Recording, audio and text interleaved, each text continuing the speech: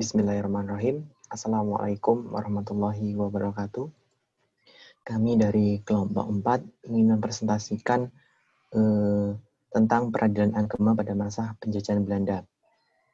Sebelumnya, peradilan agama sudah ada sejak Islam masuk ke Indonesia, yaitu sekitar abad 1 Hijriah atau 7 Masehi. Dan pada saat itu, pelaksanaan dan kekuasaan kehakiman diserahkan kepada raja atau sultan dengan keberadaan masing-masing daerah. Disinilah peradilan agama menjadi sebuah lembaga hukum yang berdiri sendiri dan mempunyai kedudukan yang sangat kuat di dalam masyarakat. Atas dasar realitas ini, para ahli hukum, yaitu, lanjut slide-nya, yaitu dipelopori oleh ahli hukum Belanda yang bernama SCW van den Burg, yaitu berpendapat bahwa hukum yang berlaku bagi orang Indonesia asli adalah undang-undang agama mereka, yakni hukum Islam.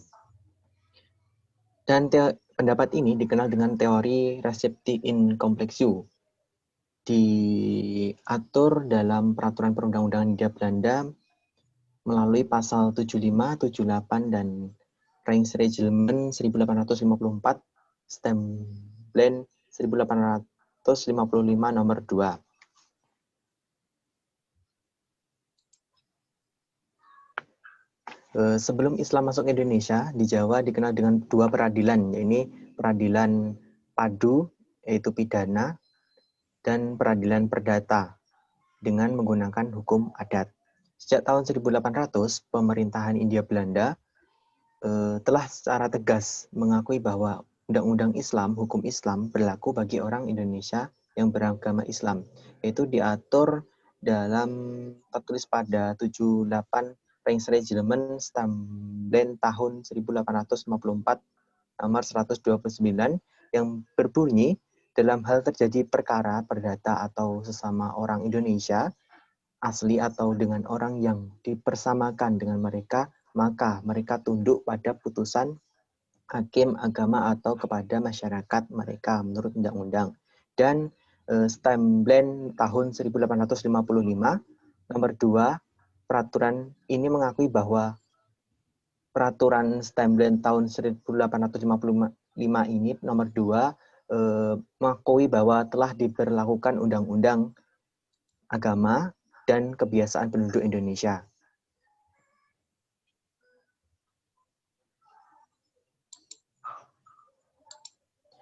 Pada periode tahun 1882 sampai dengan 1937, secara yuridis formal, peradilan agama sebagai suatu badan peradilan yang terkait dalam sistem kenegaraan untuk pertama kali lahir di Indonesia, yaitu Jawa dan Madura, pada tanggal 1 Agustus 1882 melalui putusan Raja Belanda, yaitu Raja William III, tanggal 19 Januari 1882 nomor 24, yang dimuat juga ke dalam Stempelen 1882 nomor 152. Stempelen 1882 nomor 152 ini berisi dengan 7 pasal. Pasal yang pertama, di samping setiap Landrat atau pengadilan negeri di Jawa dan Madura diadakan satu pengadilan agama yang wilayah hukumnya sama dengan wilayah hukum pengadilan negeri. Pasal 2, pengadilan agama terdiri atas penghulu yang diperuntukkan kepada pengadilan negeri sebagai ketua. Kesekurang-kurangnya 3 dan sebanyak-banyaknya 8 orang ulama Islam sebagai anggota mereka diangkat dan diberhentikan oleh gubernur dan presiden. Pasal 3, pengadilan agama tidak boleh menjatuhkan putusan kecuali dihadiri oleh sekurang-kurang 3 orang anggota, termasuk ketua, dan kalau suara sama banyak, maka suara ketua yang menentukan. Pasal 4, Pasal 4, keputusan pengadilan agama ditulis dengan disertai alasan. Alasan yang singkat juga harus diberi tanggal dan ditandatangani oleh para anggota yang turut memberi keputusan. Dalam perkara disebutkan pula jumlah ongkos yang dibebankan kepada pihak-pihak yang berperkara. Pasal 5, kepada pihak-pihak yang berperkara harus diberikan salinan surat keputusan yang ditandatangani oleh ketua. Pasal 6, keputusan pengadilan agama harus dimuat dalam satu daftar yang diharuskan oleh presiden setiap warga 3 bulan sekali untuk memperoleh penyaksian dan pengukuhan. Pasal 7, keputusan pengadilan agama yang melampaui batas wewenang atau tidak memenuhi ketentuan pada ayat pasal 2, 3, 4 di atas tidak dapat dinyatakan berlaku. Dalam pasal 1882, pemerintah kolonial Belanda mengeluarkan Stamblat nomor 152 yang merupakan pengakuan resmi terhadap eksistensi peradilan agama dan hukum Islam Indonesia. Secara kelembagaan juga dibentuk lembaga peradilan agama dengan nama Priesterren. Dalam implementasinya, keberadaan Priesterren atau pengadilan agama ini memiliki istilah yang berbeda-beda di setiap wilayah. Untuk wilayah Jawa dan Madura, digunakan istilah pengadilan agama dengan tingkat pertama dan Mahkamah Tinggi Islam untuk tingkat banding. Nah, ini diatur dalam Stamblat 1882 nomor 152, Stamblat 1937 nomor 116, dan Stamblat 1937 nomor 610. Sementara untuk wilayah Kalimantan Selatan dan Kalimantan Timur dengan nama Kerapatan Kodik untuk pengadilan tingkat pertama dan Kerapatan Kodik Besar untuk tingkat banding.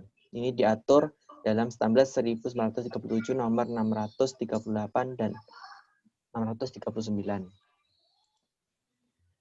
Wewenang pengadilan agama Belanda ini mengenai wewenang lembaga peradilan agama di masa penjajahan memiliki kewenangan yang hampir sama dengan saat ini. Yang membedakan hanyalah lembaga peradilan di luar Jawa dan Madura semasa penjajahan Belanda mempunyai wewenang yang lebih luas. Namun sekarang hal itu disesuaikan dengan wewenang yang ada di Jawa dan Madura, karena Jawa Madura dijadikan sebagai contoh untuk peradilan yang lainnya. Ya, selanjutnya ialah peradilan agama pada masa penjajahan Jepang.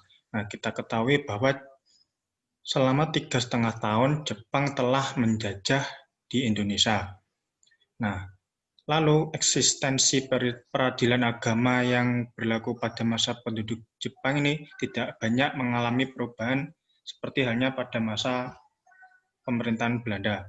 Nah, terus dalam peraturan UU Bala Tentara Jepang ini biasanya disebut dengan Osano Seizu.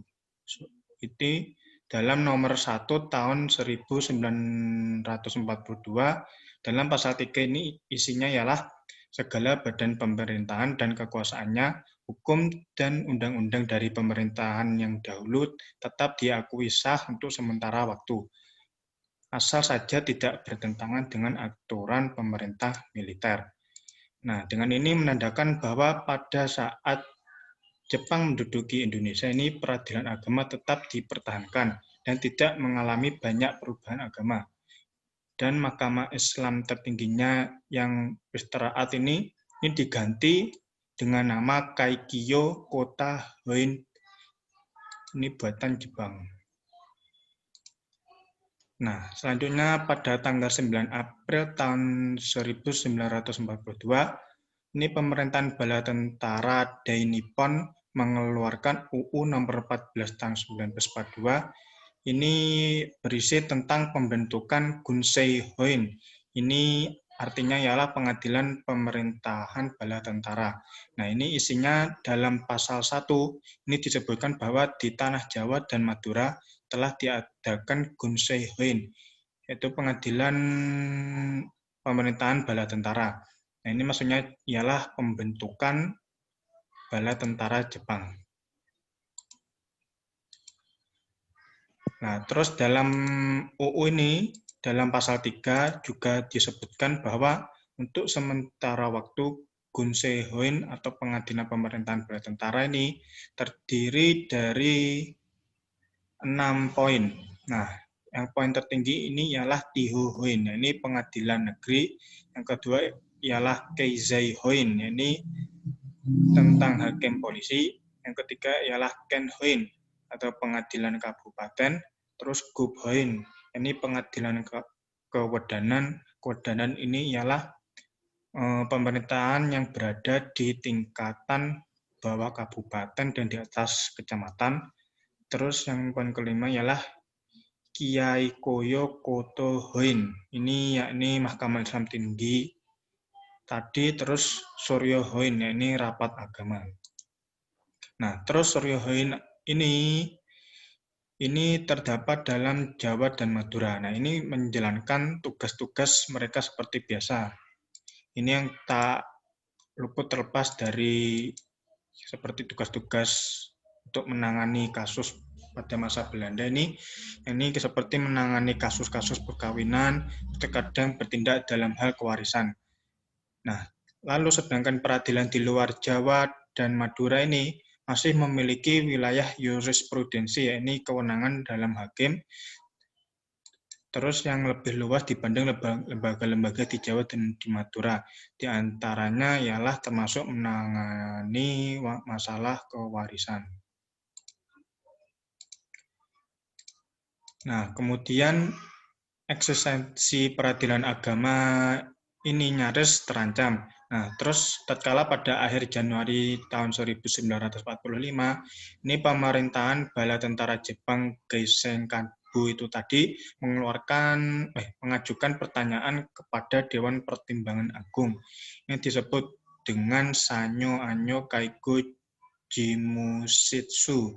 Nah, ini dalam rangka maksud pemerintahan bala tentara Jepang ini akan memberikan hadiah kemerdekaan kepada bangsa Indonesia.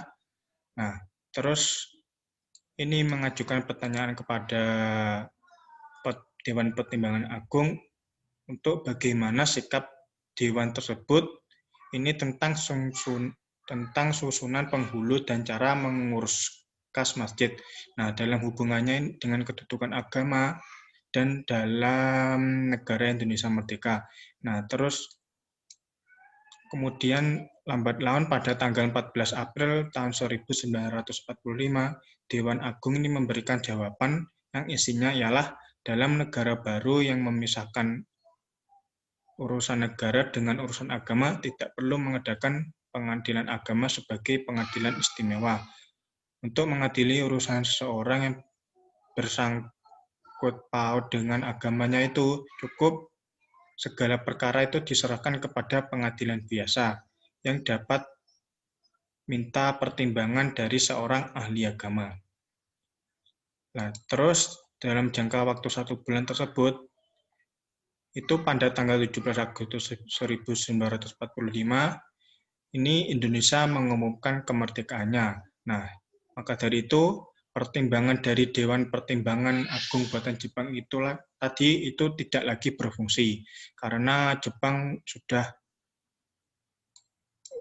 keluar dari jajahan Indonesia.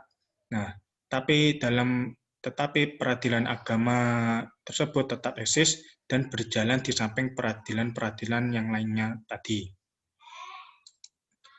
Nah, ini dapat diambil kesimpulan dengan keluarnya tabel tahun 1937 nomor 116 tentang perubahan dan penambahan statute tahun 1882 nomor 152 ini tentang wewenang peradilan agama di Jawa dan Madura. Kompetensi peradilan agama ini menjadi sempit, yaitu hanya dalam bidang-bidang tertentu saja seperti tadi, dan merasa perlu untuk penambahan ketentuan pencatatan nikah, tolak, dan rujuk. Nah, terus secara simbolik ini, dalam pemerintahan Belanda ini menggambarkan hubungan Islam antara Jepang dan bulan sabit simbol Islam. Nah, dan matahari ini terbit sebagai simbol Jepang. Nah, ini sebagai bentuk antara subordinasi dengan subordinasi. Ini ialah hubungan dari antara penguasa dengan yang dikuasai. Nah, sekian dari presentasi dari kelompok kami. Kurang lebihnya mohon maaf. Terima kasih. Wassalamualaikum warahmatullahi wabarakatuh.